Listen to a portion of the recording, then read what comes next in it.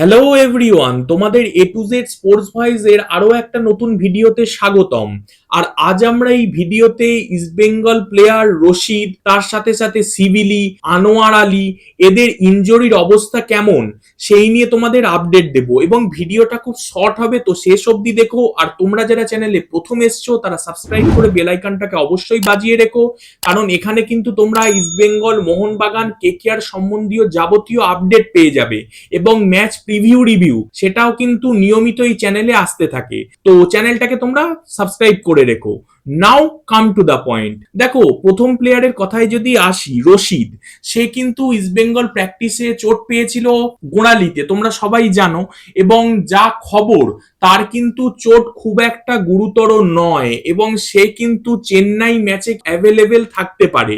যদিও তার যে এমআরআই রিপোর্ট সেটা কিন্তু কাল আসবে, অর্থাৎ মঙ্গলবার কিন্তু আমরা জানতে পারবো যে আরো স্পেসিফিক্যালি যে তার ইনজুরিটা ঠিক অবস্থা কেমন। তবে প্রাথমিকভাবে যা বোঝা যাচ্ছে তার গোড়ালির ইনজুরি সেটা কিন্তু খুব গুরুতর নয়।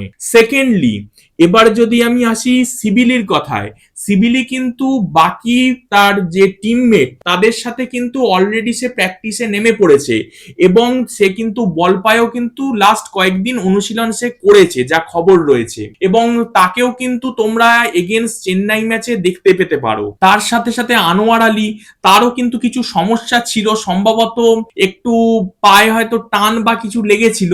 তো তারও যা খবর, সেও কিন্তু এগেইনস্ট চেন্নাই ম্যাচ অ্যাভেলেবেল থাকতে পারে। এবং সেক্ষেত্রে যদি দেখা যায় যে ইস্টবেঙ্গলের প্রত্যেকটা বিদেশি অ্যাভেলেবেল রয়েছে, সেক্ষেত্রে কিন্তু বিদেশির কম্বিনেশনটা এরাম হতে পারে যে ফ্রন্টে হয়তো তোমরা দেখলে এজেজারি খেলছে, মিডফিল্ড ডুও হয়তো ক্যাপ্টেন সল ক্রেসপোর সাথে মিগুয়েল থাকবে, আর ডিফেন্সে সেখানে কিন্তু কেবিন সিভিলে তার সাথে কিন্তু আনোয়ার আলী খেলবে।